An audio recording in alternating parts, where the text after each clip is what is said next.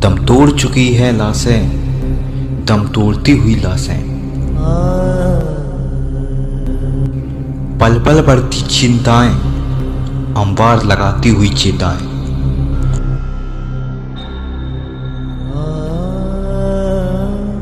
जिसमें से उखड़ती हुई सांसें, बुझते दियों सी खत्म होती उम्मीदें। अजीब दौर है, जिंदगी को सुकून है ना मौत को आराम। जिंदगी से लेकर मौत सब कतार में है। आज पूरी दुनिया महामारियों के प्रकोप को झेल रही है। लोग हाहाकार मचा रहे हैं। इस सभी मुसीबतों के लिए उस भगवान को पुकार करनी होगी, तभी बचा जा सकता है। कबीर परमात्मा ने अपने शिष्य दामोदर सेठ के डूबते हुए जहाज को डूबने से बचाया था। और यहाँ सबको बचाएंगे जो जो नाम ले रहे थे, आप तारे सामने दिखा दूंगा कितने रक्षा कर रहे परमात्मा, पल पल में कर रहे हैं। ऐसी ऐसी दुर्घटना सुनाते हैं बच्चे, ऐसी ऐसी परिस्थितियों में परमात्मा मदद करते हैं। अब प्रत्येक के साथ कर रहा है। वो पिछले जन्म के थे, अब ताजे और बना दिए हमने, अब इनसे भी साथ होगा भगवान। इनके प्रतिफल भी आपको देना शुरू कर देगा। हम मृत्यु नहीं चाहते, कंपलसरी होगी वह तो बाई फोर्स होगी, लेकिन उस समय भी इच्छा रह जाएगी किसी ना किसी वस्तु में, तो फिर हम दोबारा फिर जन्म होगा। जहां आशा ताबासा होवे और मन कर्म वचन सुमरियो सोए। अब जहां आपकी आशा रह जाएगी वहीं आपकी फिर दोबारा जन्म हो जाएगा।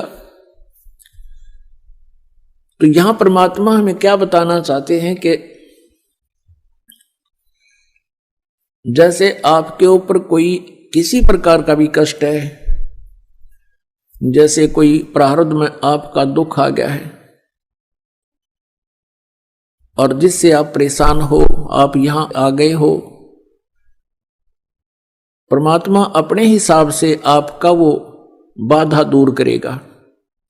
ये वो समर्थ परमात्मा है, आपको एक सेकंड में सब सुख दे सकता है। लेकिन हमारी आदत खराब है कि हम सुखी होते ही भगवान भूल जाते हैं, और जब हमारे ऊपर आपदाएं आती हैं फिर हम भगवान की खोज करते हैं। हमारी आदत बन गई है झाड़े फूंक करवाने की। हम हैबिचुअल हो गए हैं कि किसी पर कोई कष्ट हुआ, किसी ने जाके झाड़ा लगा दिया, बस झाड़ा लाने वाले को दे दिए 100 रुपये जो उसने मांगे, कुछ राहत मिल गई तो अच्छा है, नहीं तो वो अपने खुश हम अपने खुश, बस इतना काम है। लेकिन यहां ऐसा नहीं है। यहां आपका वो दीर्घ रोग काटा जाएगा जिसके लिए आपको रेगुलर ट्रीटमेंट की आवश्यकता पड़ेगी। और परमात्मा के दरबार में आने से जो इच्छाएं आपकी हैं वो तो सबतः पूर्ण होंगी। जैसे किसान गेहूं बीजता है,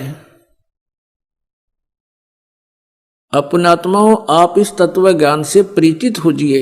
इसलिए आपको रह रह कर बुलाया जाता है ताकि आपको इस ज्ञान से पूर्ण रूप से परिचित कराएं और आप फिर परमात्मा में रुचि रखें और विचलित ना हो। इसलिए आप जी को यहां बार बार बुलाया जाता है। अब परमात्मा के दरबार में आने से आपकी जो, जैसे किसान गेहूं बीजता है, उस किसान का गेहूं बीजने का उद्देश्य क्या होता है? सबसे पहला उद्देश्य तो उसका ये होता है कि मेरा परिवार भूखा ना रहे, हम भूखे ना मरे, हमारा पेट भरे।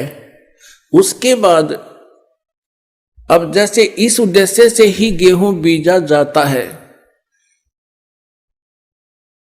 और फिर क्या होता है, अब गेहूं बीज दिया तो सबसे पहले उसका तना उत्पन्न होता है। फिर उसके बाली आती है और बाली में फिर गेहूं होते हैं।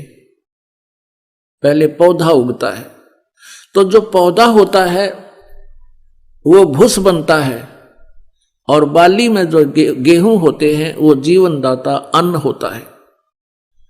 तो पुण्यात्माओं, ये परमात्मा कबीर जी की जो साधना भक्ति आपको दी जाएगी, ये आपको ऐसी होगी जैसे गेहूं बीजना उद्देश्य किसान का अपने परिवार का पोषण था, और उसमें भूस तो अपने आप ही बन गया। उस भूस की उसको आवश्यकता ना थी तो भी बन गया।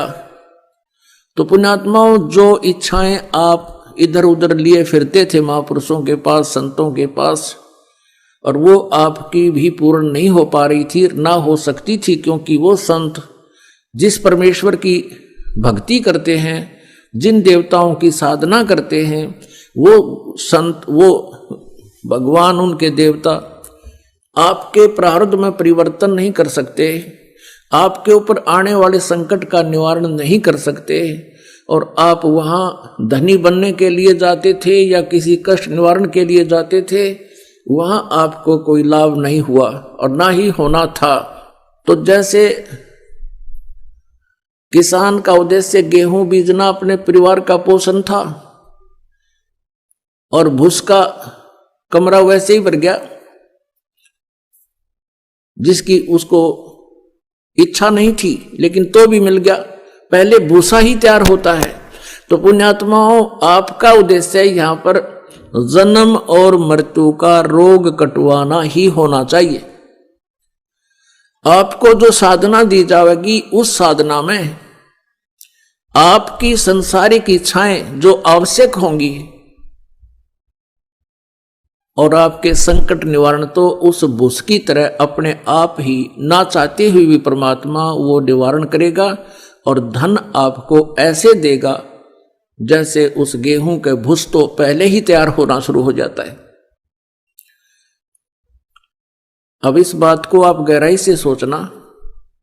यदि कोई अनजान व्यक्ति गेहूं को परिपक्व ना होने दे और पशुओं के चारे के उद्देश्य से उसको कच्चे को काट काट कर चराना शुरू कर देता, खिलाना शुरू कर देता है, पशु तो पल जाएंगे, आप भूखा मरेगा फिर।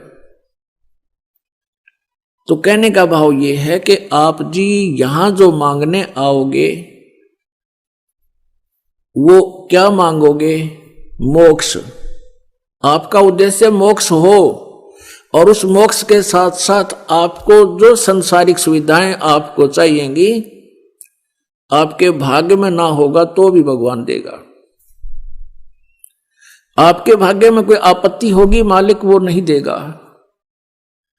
आपत्ति का अर्थ है, जैसे कई बहनें आती हैं संतानों उत्पत्ति की, संतान की डिमांड करने, परमात्मा वो रजा भी उनको बख्श देता है। कई एक स्थिति ऐसी आती हैं जो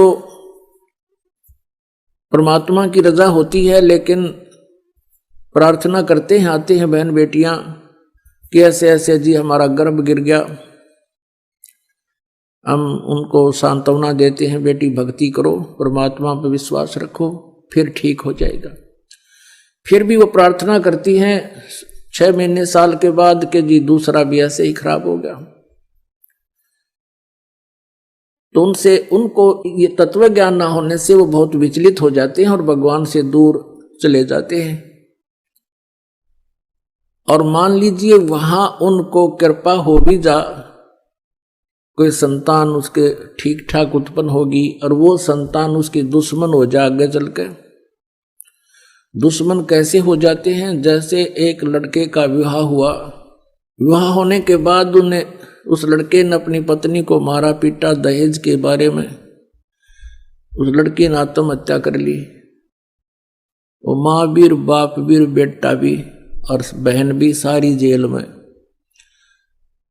अब यहां आप विश्वास रखना इस परमात्मा, क्योंकि हम जीव हैं, भगवान परमात्मा परमात्मा ही होता है। हम जीव संज्ञा से कुछ भी मांगते रहें वो नहीं देगा। जैसे उन बहनों के वो गर्भपात हो रहा था, वो परमात्मा का ऑपरेशन था। यदि कोई ऐसी नालायक संतान आपके भाग्य में थी, उसको निवारण कर रहे थे, भगवान को दोष नहीं होता। वो अपने हिसाब से उनको उनका जीवन संस्कार आपके संस्कार से काट रहे थे, समाप्त कर रहे थे।